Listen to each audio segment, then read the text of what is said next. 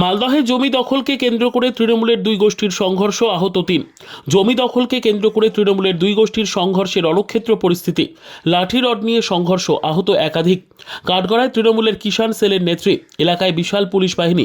তৃণমূলের দুই গোষ্ঠীর সংঘর্ষ মেনে নিচ্ছে নেতৃত্ব, তীব্র কটাক্ষ বিজেপির। মালদহের হরিশ্চন্দ্রপুর থানার মোবারকপুরের ঘটনা, তীব্র উত্তেজনা এলাকায়, ঘটনাস্থলে পুলিশ। অভিযোগ, তৃণমূল কর্মী রহমান আলীর ফসল সহ জমি দখল করতে যায় তৃণমূল নেত্রী তথা কিষাণ ক্ষেত মজদুর সেলের নেত্রী সালমি খাতুন।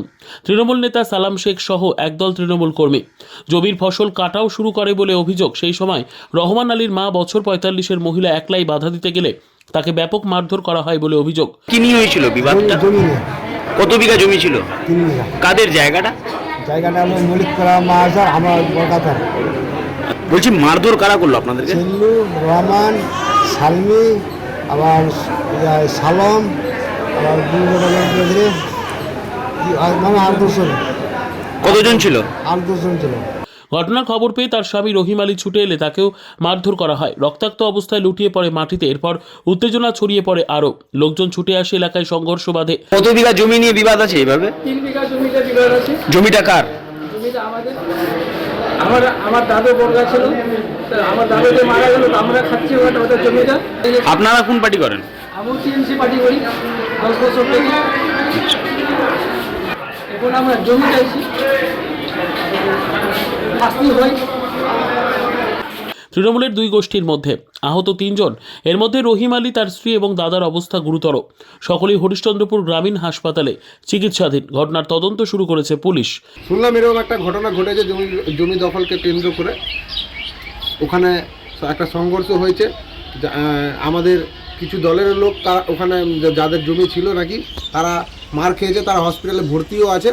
আমি পুলিশকে বলবো নিরপেক্ষভাবে এটার তদন্ত করে যিনাদের জমি হবে তারা যেন জমিটা পায়, এবং যারা দোষী তারা যেন আইনত তাদের বিরুদ্ধে ব্যবস্থা হয়। এটার কাজ আইনের কাজ, আইনের মতো কাজ করবে। যদি এ বিষয়ে তৃণমূল নেত্রী সালমি খাতুনকে বারবার ফোন করা হলেও তিনি ফোন ধরেননি। পুলিশ তাকেও খুঁজছে।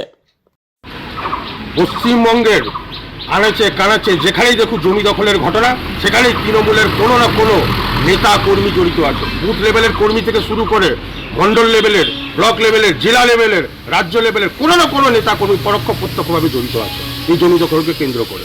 আর এইদিকে এরা বলে পাচ্ছে মা মাটি মানুষের সরকার। এই সরকার চলবে না। এই সরকার যতদিন থাকবে ততদিন কেউ সুরক্ষিত থাকবে না। মায়েরাও সুরক্ষিত থাকবে না, মাটিও থাকবে না, আর মানুষ তো থাকবেই না।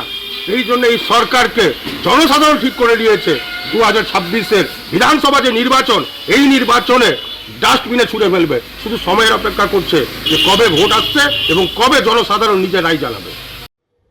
Bureau report, PB news. Andaman township project, ফ্ল্যাটের থেকেও সস্তায় এবার নিজের বাড়ি। প্লট করার জায়গা মাত্র 1,80,000 থেকে 3 লক্ষ টাকা কাঠা, এবং সাথে সাথে নিজের নামে অগ্রিম রেজিস্ট্রি করে নিন। আরও বিশেষ আকর্ষণীয় থাকছে আপনাদের জন্য। রাস্তা থাকছে 12 থেকে 16 ফুট চওড়া, 24 ঘন্টা জল ও বিদ্যুৎ সরবরাহ, পরিকল্পিত ড্রেনেজ ব্যবস্থা ও নিরাপত্তার ব্যবস্থা থাকছে, এবং আরও থাকছে স্কুল, একই ছাদের তলায় সর্বশিক্ষা, লেক পার্ক, খেলার মাঠ, সুইমিং পুল, হাসপাতাল, ব্যাংক, এটিএম, শপিং মল ইত্যাদি। আরও অনেক সুযোগ সুবিধা পাচ্ছেন। ঠিকানা মনে রাখবেন, বর্ধমান রেলওয়ে স্টেশন থেকে কাটোয়ার রোড, দেওয়ানদিঘি থানা 500 মিটার, নবদ্বীপ রোড 200 মিটার। তবে আর দেরি কেন, আজই চলে আসুন।